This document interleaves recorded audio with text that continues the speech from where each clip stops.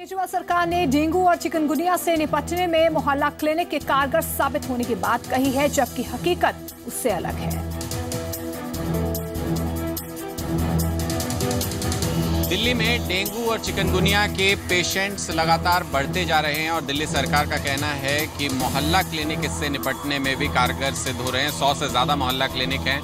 आप देखें, ऐसे ही एक मोहल्ला क्लिनिक मजनू का टीला में है जिसके सामने हम मौजूद हैं, लेकिन आज यहाँ पर ईद के चलते आज यहाँ पर छुट्टी की घोषणा हुई है और मोहल्ला क्लिनिक भी तमाम दिल्ली में बंद हैं। जिस वक्त ऐसी स्थिति है कि हर मोहल्ला क्लिनिक, हर डॉक्टर, हर सरकारी तंत्र की ज़रूरत है इस बीमारी से निपटने के लिए, उस वक्त आज ये बंद रखा गया है। क्या सुबह से आज यहाँ कोई डॉक्टर आए हैं आज यहाँ पर?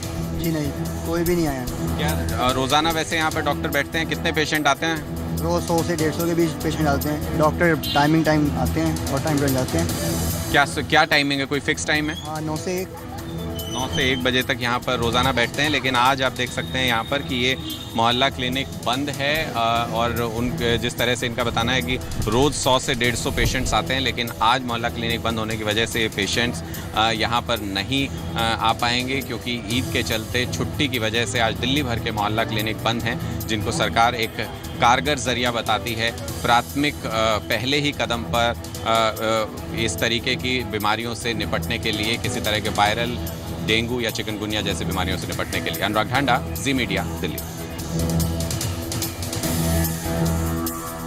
कावेरी के पानी पर कर्नाटक और तमिलनाडु में तनाव बरकरार है। हालांकि आज हालात थोड़े काबू में है। प्रधानमंत्री नरेंद्र मोदी ने भी शांति की अपील की है।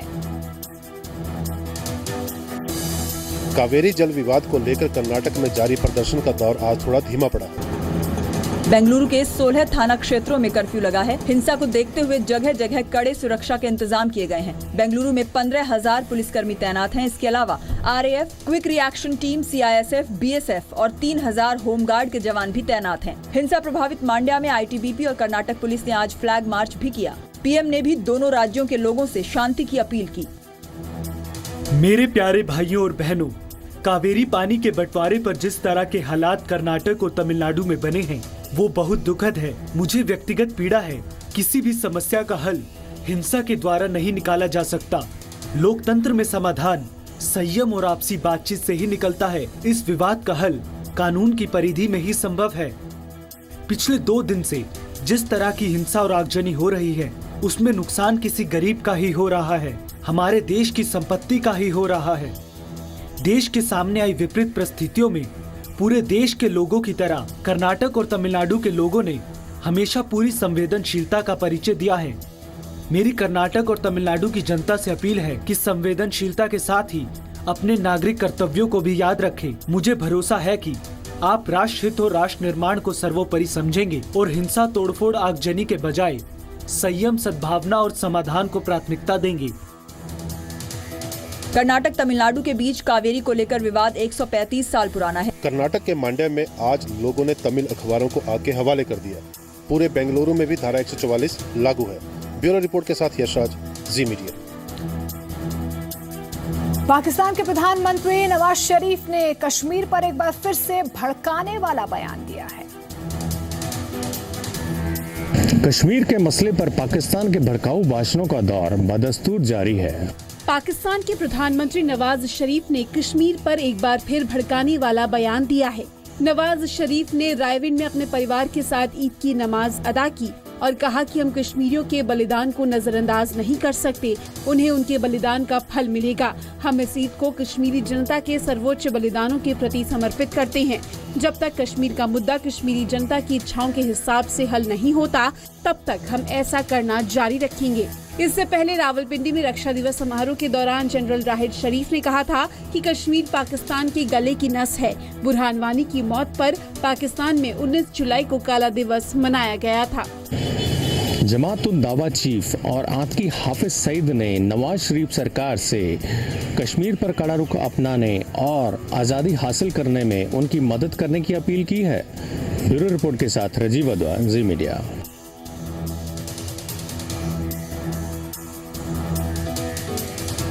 जल्द ही पटियाला रेलवे स्टेशन की तस्वीर बदलने वाली है। ग्राउंड जीरो से रिपोर्ट।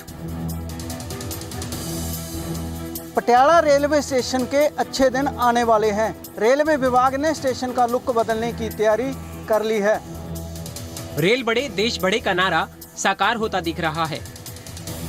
कम से कम पटियाला रेलवे स्टेशन के मेकओवर के लिहाज से इसे स्वीकार कर सकते हैं। दरअसल विभाग ने जिले के रेलवे स्टेशन को हेरिटेज लुक देने की तैयारी की है, जिसके तहत स्टेशन को रिनोवेट किया जाएगा। 2 प्रोजेक्ट बीओटी बेस पर बनाए जाएंगे। स्टेशन को खूबसूरत बनाने का काम 15 दिनों के भीतर शुरू होगा। इसमें सबसे पहले 1 करोड़ की लागत से प्लेटफॉर्म का एरिया बढ़ाया जाएगा। रेलवे स्टेशन का सर्कुलेटिंग एरिया और पैसेंजर शेल्टर के मेंटेनेंस पर भी ध्यान दिया जाएगा। ਇਸੇ ਕੰਟੈਕਟ 'ਚ ਇੱਕ ਅਸੀਂ ਕੋਚ ਗਾਈਡੈਂਸ ਸਿਸਟਮ ਹੈ ਪਲੇਟਫਾਰਮ ਤੇ ਲਗਾਇਆ ਗਿਆ, ਜਿਸ ਤੋਂ ਪਤਾ ਲੱਗ ਜਾਂਦਾ ਕਿ ਕਿਹੜਾ ਕੋਚ ਕਿਸ ਸਥਾਨ ਤੇ ਆਏਗਾ। ਇਹ ਪਿਛਲੇ ਕੁਝ ਸਮਾਂ ਪਹਿਲਾਂ ਹੀ ਇੱਥੇ ਪਟਿਆਲਾ ਸਟੇਸ਼ਨ ਤੇ ਲਗਾਇਆ ਗਿਆ। ਇਸ ਕਰਕੇ ਹੌਲੀ ਹੌਲੀ ਫੈਸਿਲਿਟੀਆਂ ਸਾਰੀਆਂ ਉਤਾਰ ਰਹੀਆਂ ਨੇ। ਕੁਝ ਕੈਮਰੇ ਵੀ ਇੰਸਟਾਲ ਕੀਤੇ ਨੇ ਪੈसेंजਰਾਂ ਦੀ ਸੇਫਟੀ ਸਿਕਿਉਰਿਟੀ ਲਈ। और पटियाला रेलवे स्टेशन को रेनोवेट करने की खातिर कुल 3 करोड़ 5 लाख रुपए का बजट जारी हुआ है। पटियाला से ब्यूरो रिपोर्ट के साथ बलदेव शर्मा, जी मीडिया। किसी बड़े आश्रम के छत पर अगर सिर्फ सोलर पैनल ही आपको दिखे तो हैरान मत होइएगा। अगर किसी धार्मिक प्रवचन के दौरान गुरुजी आपको अपने घर की छत पर सोलर पैनल लगाने का उपदेश देने लगे तो आप चौंकिएगा मत। ये देश में बड़े पैमाने पर सोलर एनर्जी को प्रमोट करने की रणनीति का हिस्सा है। सोलर एनर्जी प्रोडक्शन बढ़ाने के लिए सरकार धर्मगुरुओं और आश्रमों का सहारा लेती दिख रही है। 40,000 मेगावाट के सोलर एनर्जी प्रोडक्शन के टारगेट को हासिल करने के लिए सरकार अब धर्म गुरुओं की मदद लेने की तैयारी कर रही है। इसी प्रयास में सरकार बड़े धार्मिक संस्थानों और आश्रमों से टाई अप कर रही है। पंजाब के डेरा व्यास ने 80 एकड़ में फैले अपने आश्रम में सोलर सिस्टम लगाया है, जबकि श्री श्री रविशंकर के आश्रम, ब्रह्म कुमारी माउंट आबू और पतंजलि हरिद्वार जैसे कई बड़े आश्रमों ने इसमें दिलचस्पी दिखाई है। आश्रम अपने इस्तेमाल के बाद बची बिजली ग्रिड को बेच सकते हैं। इसके लिए न्यू एंड रिन्यूएबल एनर्जी मंत्रालय ग्रिड भी लगाएगा। जानकारी से 2022 तक 40,000 मेगावाट के रूफटॉप सोलर का लक्ष्य हासिल करने की दिशा में बड़ा कदम मान रहे हैं।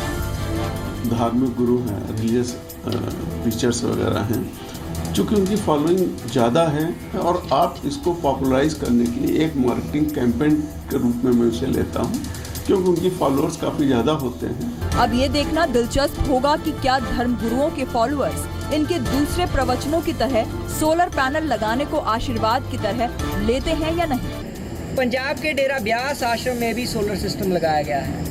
देश की ऊर्जा जरूरतों को पूरा करने के मकसद से कोशिश अच्छी है। ब्यूरो रिपोर्ट के साथ विमल कुमार, जी मीडिया।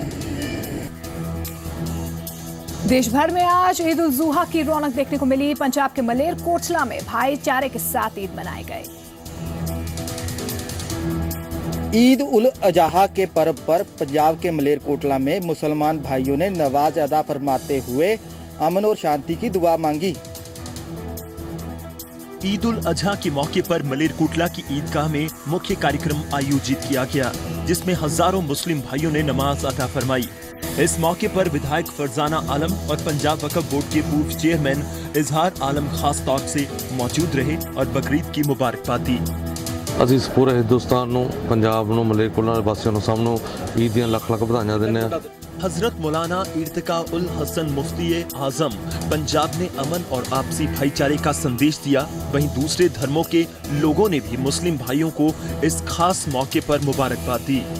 सरकार वालों, सासी मुस्लिम भाईचारे वालों सारे मुस्लिम भाईचारे ਨੂੰ ईद ਦੀ बहुत बहुत मुबारकबाद दी। ਸਾਨੂੰ बहुत ज़्यादा खुशी है क्योंकि ਇਹ एक पवित्र त्यौहार है, कुर्बानी का त्यौहार है। ਅਸੀਂ ਸਾਰੇ भाईचारक तौर ਤੇ ਅਸੀਂ रल मिल के हिंदू मुस्लिम सिख सारे रल मिल के मना रहे। अन्य धर्मों के लोगों ने भी इस खास पर्व पर मुसलमान भाइयों को बधाई दी। मलेरकोटला से ब्यूरो रिपोर्ट के साथ रमन खोसला, जी मीडिया। हरियाणा के मेवात में लोगों ने ईद के मौके पर लाखों की तादाद में इकट्ठा होकर नमाज अता की और देश प्रदेश में अमन चैन की दुआ मांगी।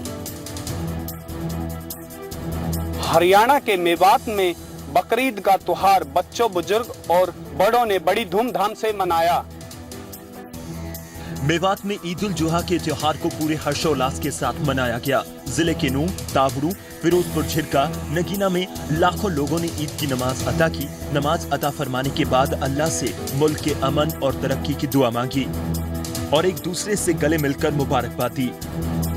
सूबे के पूर्व परिवहन मंत्री आफताब अहमद ने प्रदेशवासियों को बकरीद की शुभकामनाएं देते हुए अमन और तरक्की की दुआ मांगी।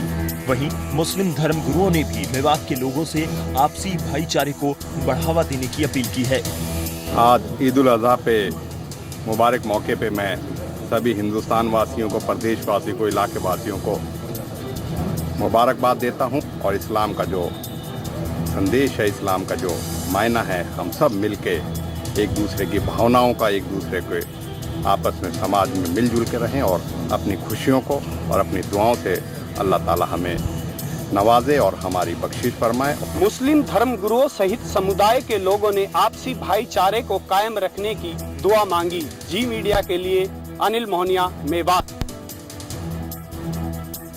हिमाचल में इस बार बकरीद के मौके पर मुस्लिम समुदाय ने हिमाचल हाई कोर्ट के फैसले का सम्मान करते हुए सार्वजनिक स्थानों पर कुर्बानी नहीं दी।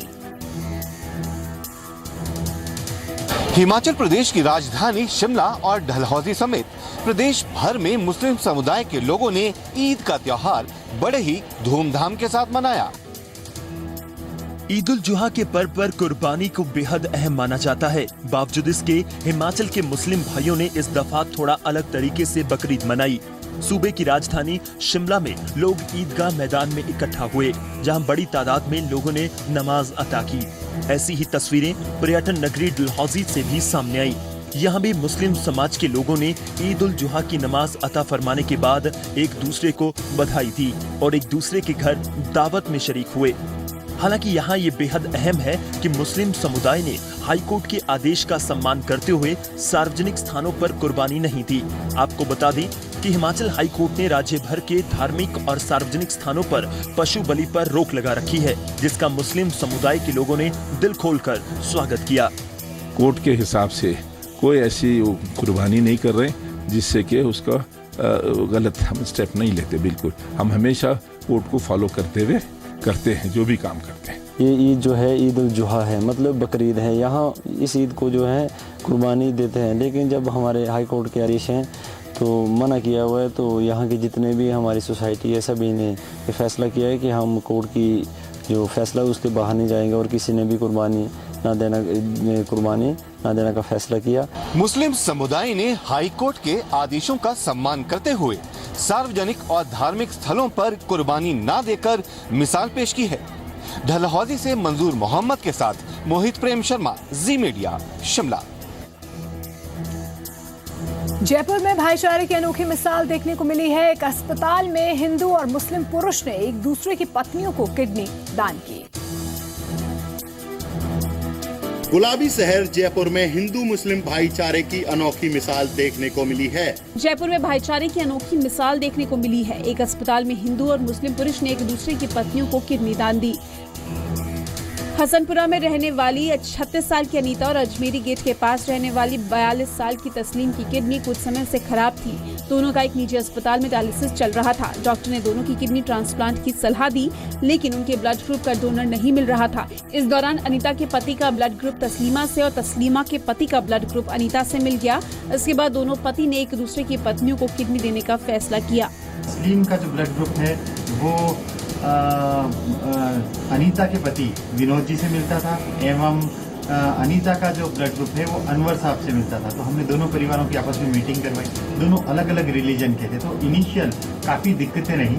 तो इनके समाज के मोतबिर आदमियों को बिठा के समझाइश की गई और उनके द्वारा कहने पे ये दोनों परिवार राजी हुए और धर्म की बाउंड्रीज को पार करके दोनों परिवार एक दूसरे से मिलने के लिए और अंगदान करने के लिए राजी हुए। 8 डॉक्टरों की टीम ने मिलकर दोनों महिलाओं की किडनी ट्रांसप्लांट की। डॉक्टर्स का दावा है कि राजस्थान में इस तरह का ये पहला मामला है। डॉक्टर ने किडनी ट्रांसप्लांट की सलाह दी थी, लेकिन ब्लड ग्रुप का डोनर नहीं मिल रहा था। ब्यूरो रिपोर्ट के साथ दिनेश कुमार, जी मीडिया। रियो पैरालंपिक में भारत को एक और कामयाबी मिली है। शॉटपुटर दीपा मलिक ने देश के लिए सिल्वर मेडल जीता है। रियो पैरालंपिक में हाई जंप के बाद शॉटपुट में देश को मेडल मिला है।